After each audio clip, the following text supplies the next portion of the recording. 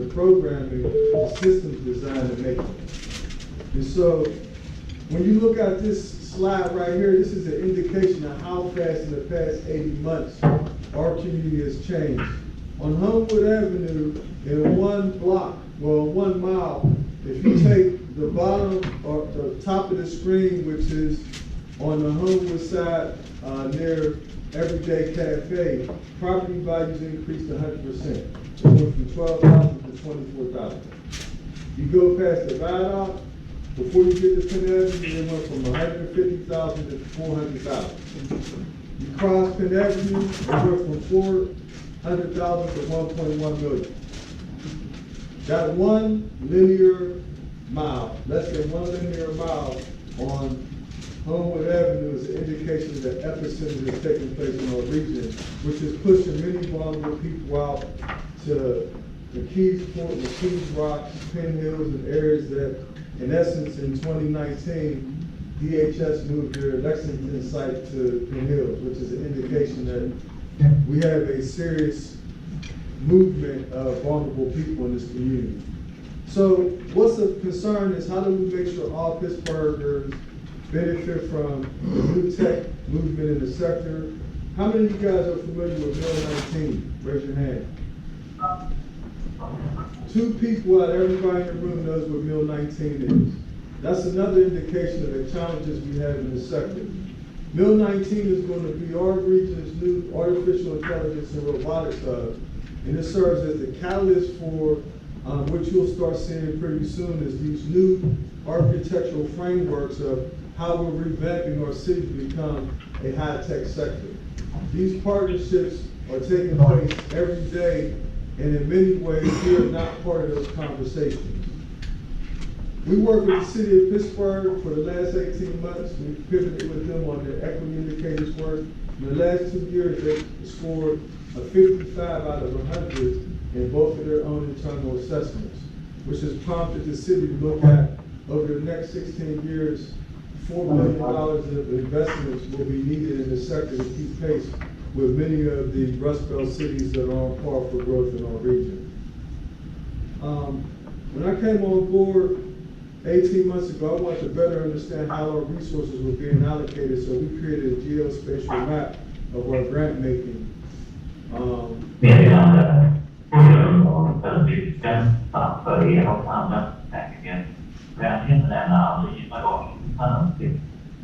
Can somebody mute their mic? Thank you. Where's my technical assistance person at when I need him? Okay, it won't play. So anyway, this map will illustrate it that on a 3-dimensional level where we put resources at over the last several years. We in aggregate have provided over $14 million to the sector. The map would have illustrated that our 3 highest points of investment have been downtown, East Liberty, and the Lawrenceville section. And when you look at that map, it really shows you that in our efforts in our 2 focus areas of human services and community development, there should be a correlation with a descending impact in those areas with regards to the issues and the ascending opportunity for that sector. In many ways, we don't see that, we see the reverse. As a result, I just illustrated that in East Liberty alone, in an 80-month period, in a 4-mile radius around the epicenter of East Liberty, vulnerable people have been pushed out. And we see that trend repeating itself in the sector. So when we look at our work, our notion around creating cross-sectoral activity is looking at the existing fragmentation. So in 2017, 2018, our average grants went to 1.3 organizations per grantee. So we froze our assets and really began to look at how can we better align the region in a way that supported grant making that could be measured at a macro level. So we aligned our work with the social determinants of health, worked with Dr. Noble, who's on the phone, and partnered with the CRAD, the Community Research Advisory Board, to really look at how we aligned our grants. What we looked at was family stability, health and wellness, education, early childhood, and financial stability. These 5 areas constitute a focus area for us as a grant-making institution to really look at how we begin to align with over 3,100 nonprofits in the area in a way that makes sense of how our resource allocation could support some stabilization. As you guys well know, if you've been paying attention to the news, there's 2 big macro level issues that I'm concerned about. Any of you guys follow climate change activity? So those of us who are following that know that we've been given 11 years to resolve our current issue and start to reverse the trends of climate change impact. And so when you think about our work is seeking to create alignment where we can look at opportunities that really demonstrate at the micro, meso, or macro level how our work is impacting that work. At the same time, we've been working with the city and UPMC and CMU and their adoption of the UN SDGs as well as the Allegheny Conference, the United Nations Sustainable Development Goals. And the reason for this is to create a North Star for our region that allows us to look at our work on the ground and see how it's contributing to whether we're putting a dent in what we all know is a life-changing opportunity for us over the next 11 years. But the real work is when we started looking at the work that was going on in the sector, it was very fragmented. Brother Muhammad. How you doing? Good. And so when we looked at the fragmented work, we began to discern how can we create a way to reframe that work and basically utilize the existing resources in the sector and optimize those in a meaningful way. And so we began to create this alignment. We did it internally with our own operations, and we're doing it now with this proposed model. And none of this is activity that people have to participate in. This is by choice. But to me, the most compelling reason for doing this work is when you look at the aggregate amount of resources being dispensed in our region, and you look at the rate of rapid change, which is minimalized, we have to start to begin, like, what are we actually doing? I was in a meeting last night with Father Abernathy and UPMC, and it was very clear to me that there was 3 conversations taking place at the same time, right? Well, this is my perception. One is, there was a conversation that Father Abernathy was having that on the ground, there's a need at a micro level to better understand the trauma that's happening in the community in ways in which non-trained people serve as intermediaries to help vulnerable people trapped to reconfigure their lives in a way to take advantage of opportunities in the sector. Is that a fair analysis? Right, that's a micro level conversation. At the meso level, there was nonprofits in the room and governmental agencies that sought to look at what is the role as a nonprofit who's an intermediary between the micro level work that's happening on the ground and the policy level work. And then there were officials in the room that talks about policy change needing to happen. And so I was sitting in the room and I was sitting there talking to my colleague, Hannah, and I was perplexed that nobody brought up that those 3 things are happening simultaneously, and they're happening on these, what I would call these parallel tracks, that there's no integration. And so what we've been seeking to do is create vertical integration in those systems so that we can increase the velocity and trajectory of how each of those sectors move, because they don't currently move at the same speed. In some ways, we need to push policy to catch up with the needs of micro level activity on the ground. Right now, that's not connected in any meaningful way. And so our work is really around creating alignment where we can have some level of predictability around what's needed in the sector and use our resources strategically to make systemic change in the region. And so this work is really around how do we take our core work within our 37-year history and really distill it down to a way that we really optimize existing partners in a meaningful way. And so when we think about this work as systems change work and not programming work, it goes back to the very conversation we were hearing last night and our focus on these systems being integrated in a meaningful way and somebody serving as the lever that's evaluating that activity and making pushes and pulls in those systems to really create continuity so decision making can be made uniformly, right? Because ultimately, there's several schools of thought. One is people just want to push the button and blow up our current system, right? Other people want to keep working with the system as it is, but it's broken. Other people want to get into the system and try to figure out how to co-opt it and make it better. Other people just want to decide to do a whole other system in conjunction with the existing system. When you think about all of that money, energy, time, and resource, we don't have a lot of time to figure this out. So our theory of change is let's first take the existing activity in the sector and optimize it. Then let's do a gap analysis and look at what's missing.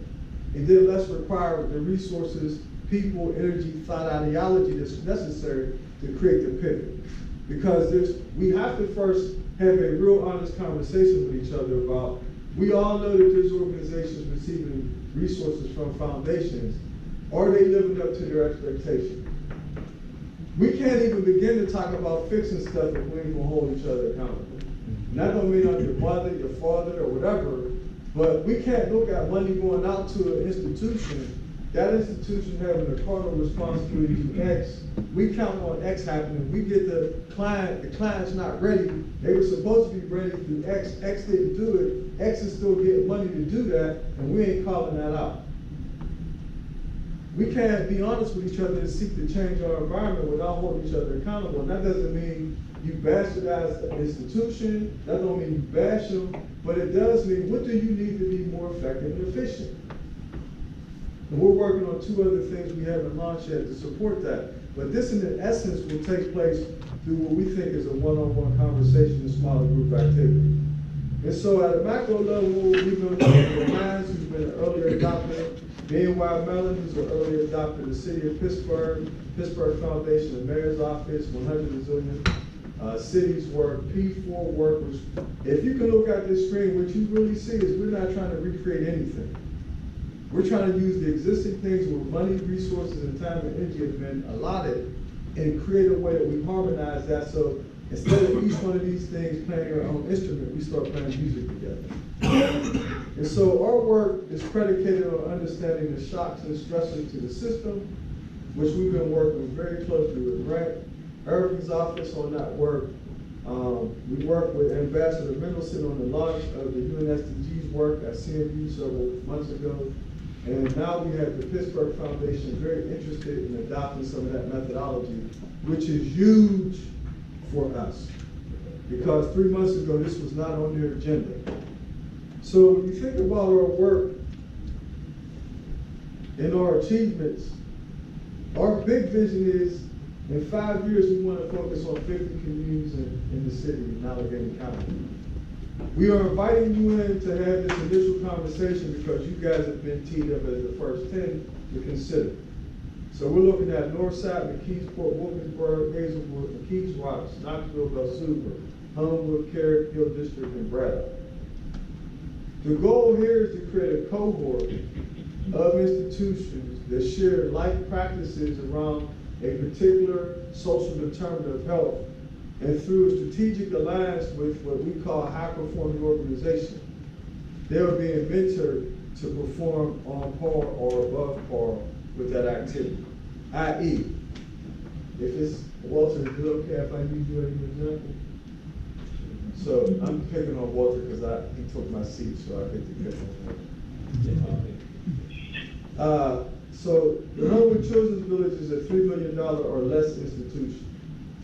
And for them to be optimized, and this was something I was trying to figure out when I was at the village, I called Jesse up, and Jesse and I worked together 20 years ago. Jesus. 25. Oh my God. So I called Jesse because my experience at Pressley Bridge was, it was the best training ground I ever had as a professional. How they prepared me in Blanchard situational leadership, Covey 7 Habits, Collins Good to Great, all the things they kept showing me. At the time, I was like, wow, we learned all this stuff.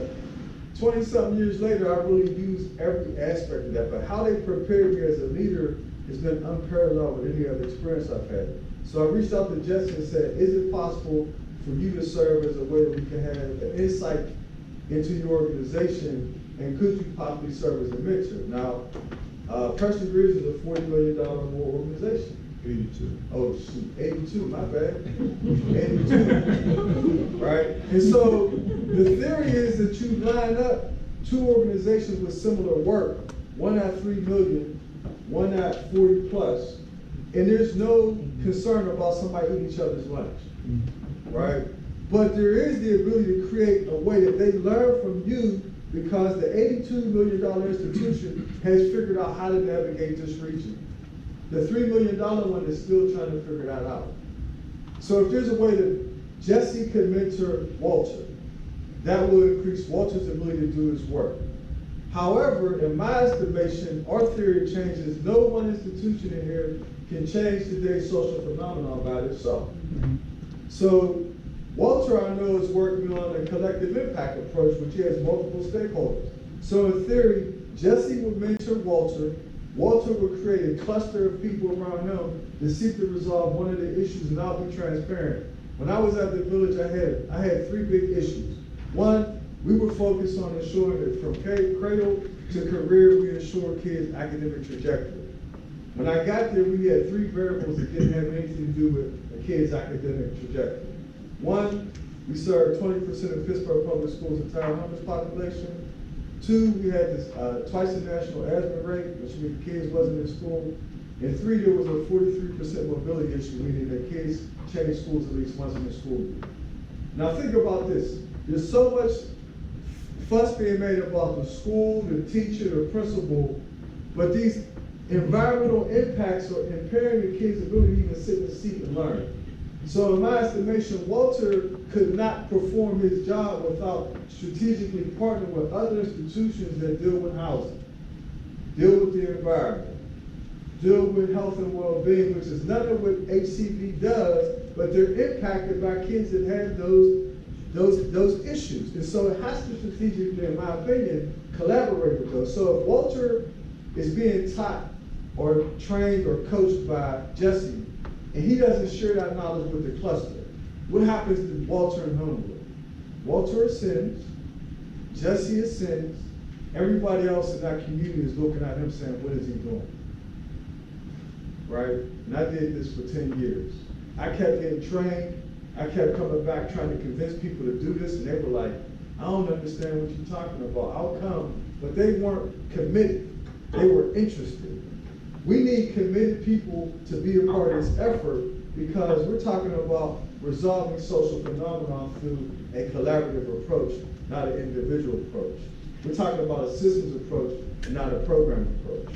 And so this work is predicated on this notion that P4 is real. People, planet, place, and performance. And so Nora Bateson from Sweden is going to be coming here next month, and I haven't heard her voice yet. I know she's on the call. Hopefully we will hear from her. I'm here. Can you hear me? Hey, Nora, how are you?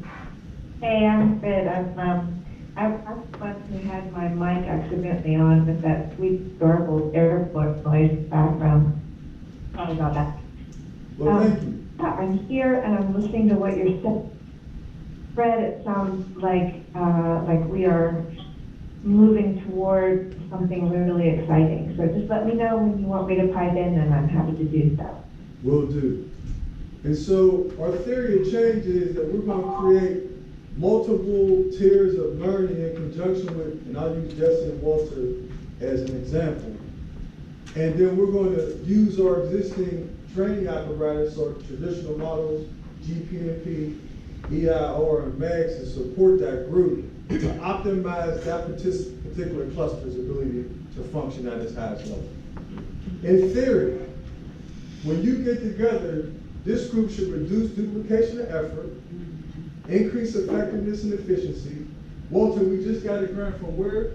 Crespi? Why? How we get that grant? A collaboration. I got a call, I was working on the grant, GPA was working on the grant, Walter was working on the grant.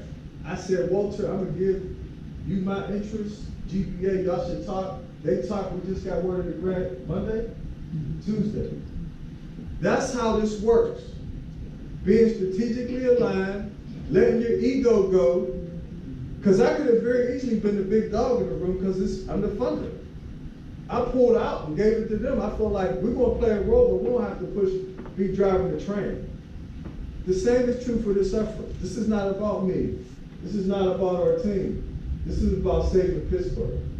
For those of you who haven't really understood what's going on, there's an illusion of progress. There's this notion that we are heading in this great trajectory, and we are for some people, but not all people. And I can't knowingly, really intentionally sit in the position that I have and allow that discrepancy to occur on my watch. And of course, people aren't happy about my position. But let me be clear, I didn't come down here to make friends. I got friends. I'm 55 years old. I'm not looking for new friends. And so I'm not really deterred by that. But this doesn't work if people in this room don't understand what's at stake. And that if they can't put their egos in check for the greater good of humanity, this doesn't work. You were invited because I believe in my heart you possess those skills, attributes, and values. This could be other people sitting in this seat. We could have a much different kind of conversation about metrics, but we would not get far because people will be unwilling to work together in a transparent way. Everybody in this room or their organization and I have been meeting for months, and we've been talking about what this looks like. So we're at the launching point. As you know, the city is looking at how it's going to be transformed, and it's looking at the UN SDGs. It's done a poll to look at what the community is interested in, these values, what's attracting people here. And here's what's interesting. The Allegheny Conference has been recruiting 30,000 people a year for many years at a cost of $30,000 per person plus relocation costs. Think about that. 30,000 people a year, $30,000 per person plus relocation costs. And on average, they stay for 24 months or less. At the same time, we have by 2025 a projection of 85,000 vacant jobs in IT and manufacturing alone. Not tax eggs and bags, not green infrastructure, not baby boomers retiring. If you add that up as an aggregate, theoretically there could be 150 vacant jobs in the sector. Why? Because in the 10 counties we graduate kids from, there's 40,000 graduates a year, 20,000 of them leave the day after graduation. So we have a brain drain. We have multiple things. We're like a sieve that's leaking, right?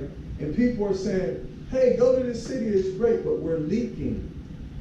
And so what is our responsibility as cogent people to understand how do we stop the leaking? How do we ensure our people are on board with the process? What's our role and responsibility in that paradigm shift? So for us, we've adopted eco-districts. In all transparency, I'm a tribe chair for the eco-districts conference that's coming in a few months. I've been doing eco-districts work for the past 10 years. In all transparency, this is the model that we use in order to get $30 million Choice Neighborhoods Award. Do I think it works? I took 15 people to Portland to convince them that this was the way forward. 2 years later, the city of Pittsburgh is adopting eco-districts as part of its infrastructure for its comprehensive community planning. Once again, where are the vulnerable communities that would understand the implementation of eco-districts and the impact on their community designs? They are unaware that this is going to be the standard. So I invited Bell Super because I believe that their next step for their comprehensive plan, and we want to spend time in Bell Super with you guys to help increase their effectiveness and efficiency for understanding what eco-districts is, and more importantly, how it can be implemented in a meaningful way that aligns with the city's vision.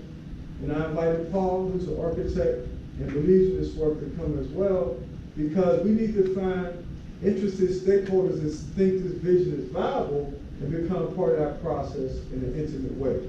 I met with the AIA this week. That was Tamika,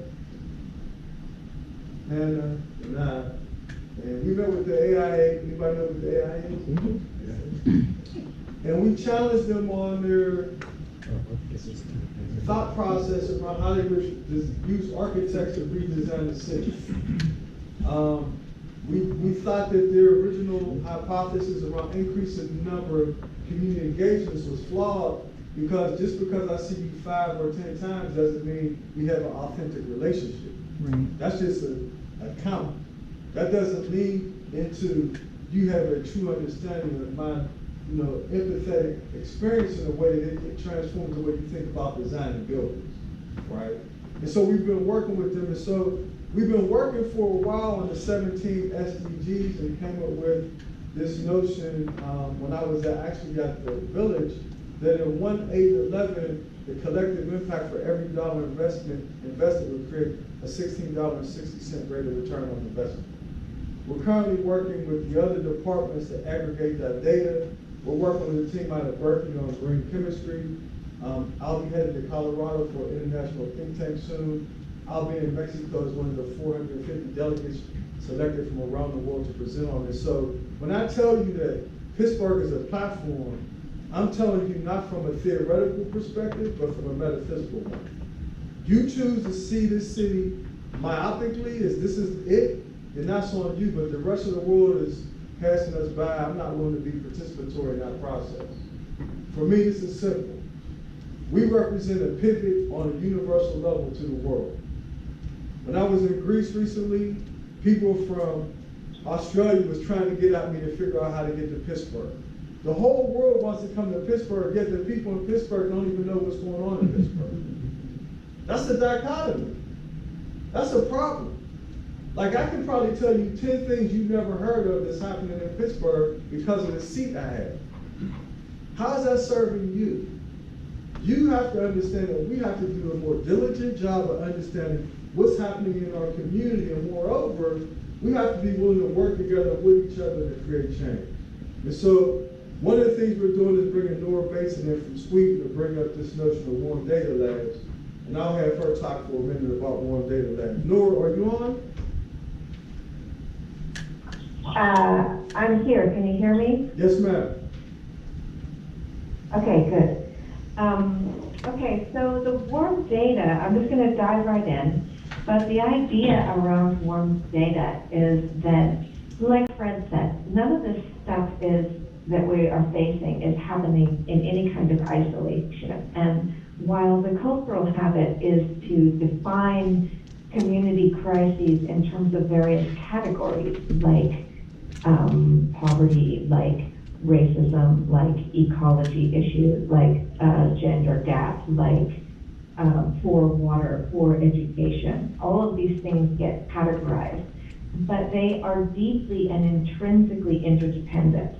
And what happens is that in an attempt to isolate and strategize linear solutions, that separation disregards the interdependency, and therefore the solution happens at the wrong level and ends up costing a lot of money and doesn't generate results that carry on through time. They sometimes have results that work for a little while, but they don't hold because the rest of the ecology, if you will, is going to pull those patterns back in.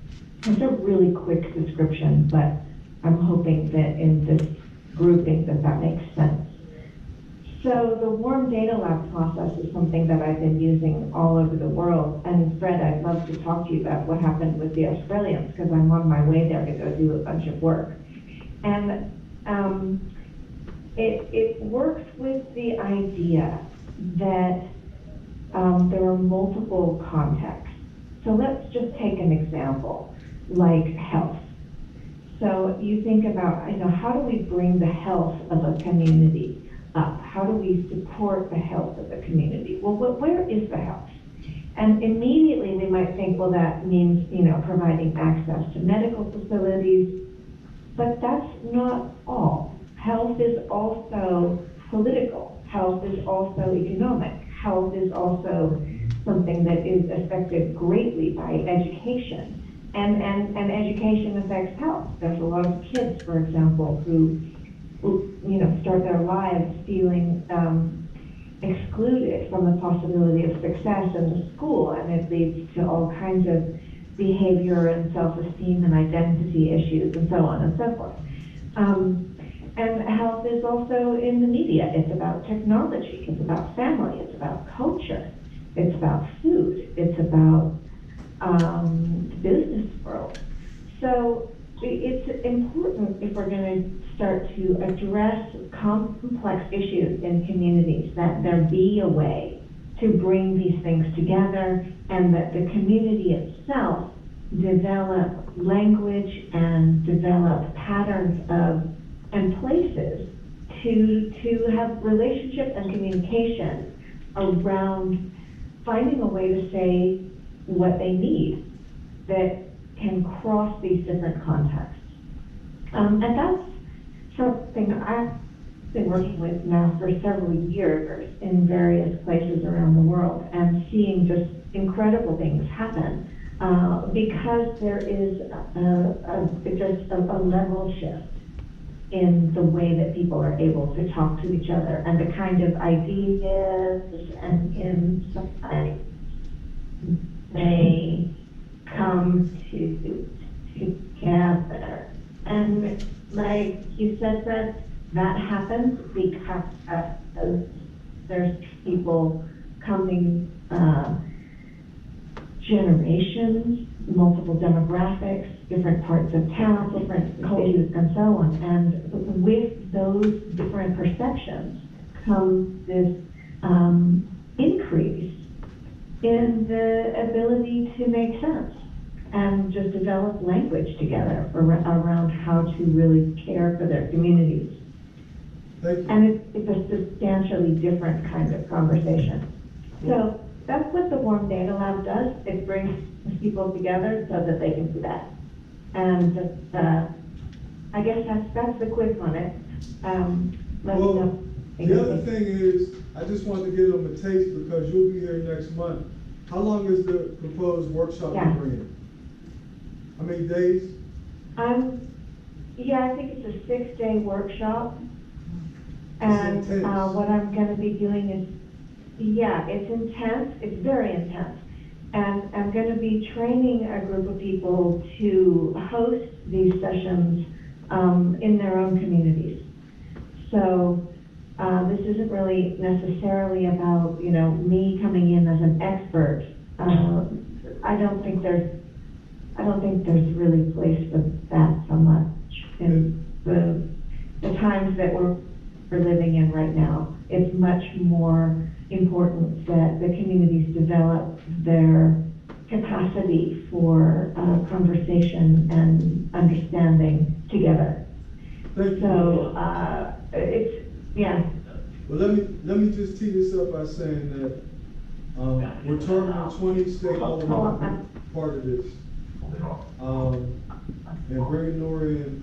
The impetus here is that December 3rd, we'll be having our GPMP conference. The conference is a little different this year, but it'll be a 24-month cycle. So the conference will be a kickoff of macro level activity in the region that we're tracking to see what activity the region is moving the needle on these social determinants. And then every quarter there'll be training to support those areas in the off year. And by 2021, we want to put the macro level dashboard back up and say how we move the sector, where there's still needed movement in the sector. So we want to create accountability on our end, how people are working together, how we're allocating resources, how we're allocating time and energy to resolve things, whether or not that activity is actually moving the needle or not.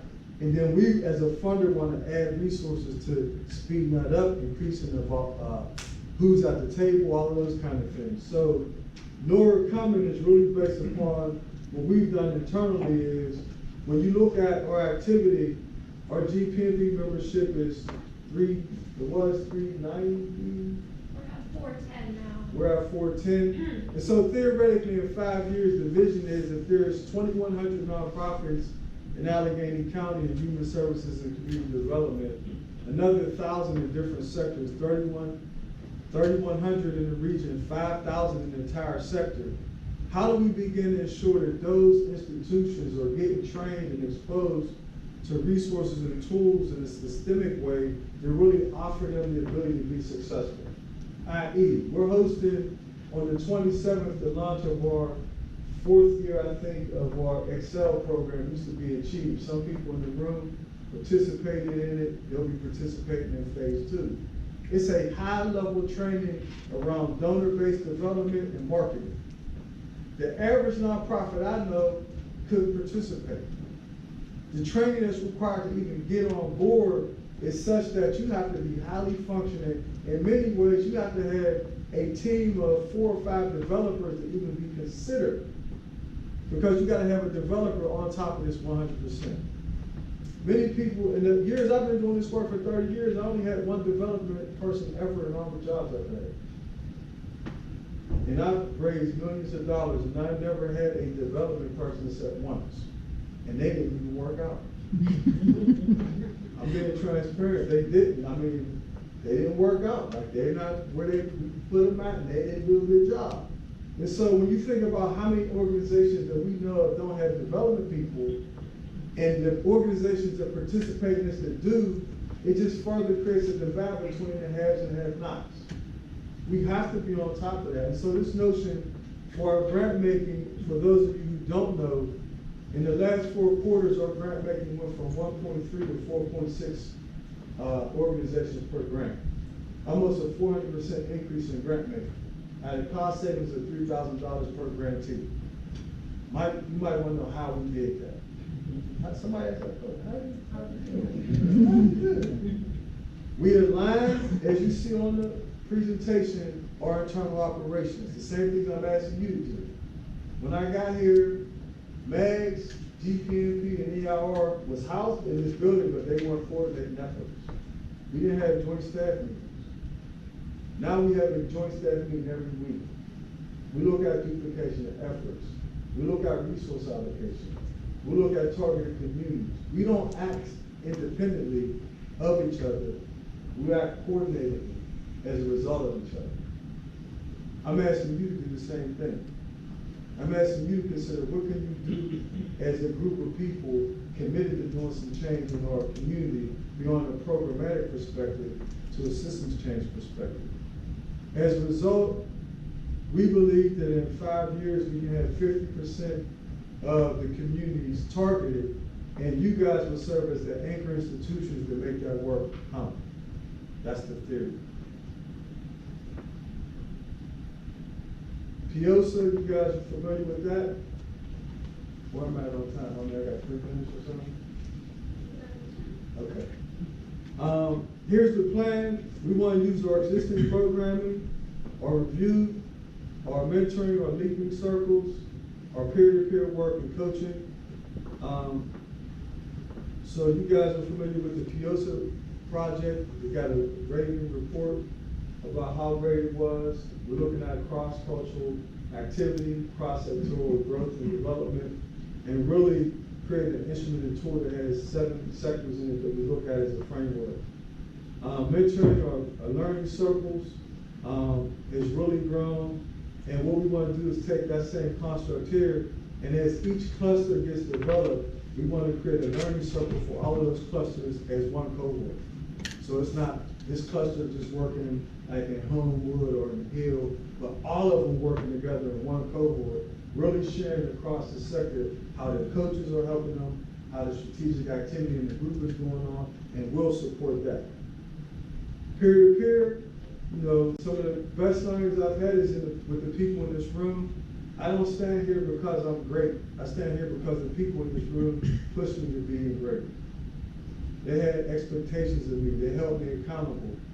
And they remind me of my obligation, not just to my people, but to all people. And so none of us stand here on our own. We stand on the shoulders of our ancestors, our community. And so I'm being transparent. If we stop doing that, we stop growing as a community of people. We have to figure out how we arrest our behavior, our lack of resolve to let our egos go, to serve a greater good for humanity. And if anybody feel like I'm calling them out or I'm being unfair, please, call me out on that. But I've been doing this for 30 years. I see it all. I've done it myself. I know when it's about the community, and I know when it's about people. And I would ask you to start doing a real critical analysis about everything you do. Are you doing it on behalf of people or for yourself? Because it's very evident. You might not think it's that evident, but it's very evident. And so, lastly, the individual coaching, which is Jesse is here representing Preston Bridge. We have a second chance here. Second chance, you know what y'all budget is? It's over 20 million. I think it's 40 million because yours is 80, I think yours is 40. And so when you think about how many people knew that, raise your hand if you knew that. One person. So in the midst of all of our toiling, there are institutions that are $20+ million organizations that we can learn from. And yet, we don't even know who they are. Like, how are we going to galvanize a sector when some of the greatest gifts we have are right in the heart and belly of our communities? Like, we got to figure out how we optimize that. Now, I said a lot of stuff. I just want to be clear how I function. I see myself and my team as architects. If this was a building we were talking about, we're not going to lay one piece of brick or pull wire. We're going to be helping to design the thing that we think makes the most sense, recruit the people to do stuff better than us, bring on project managers to make sure it runs at an optimal level, and then look at how these buildings interface with the world in a meaningful way. So we're not doing this work alone. These are core partners who've been helping us along the way. And we have 3 tiers of partners. These are our core partners. We have another set of stakeholders and partners that I would say at the next outer ring, and we have another set at another outer ring, and then we actually have some global partners that are part of this equation as well.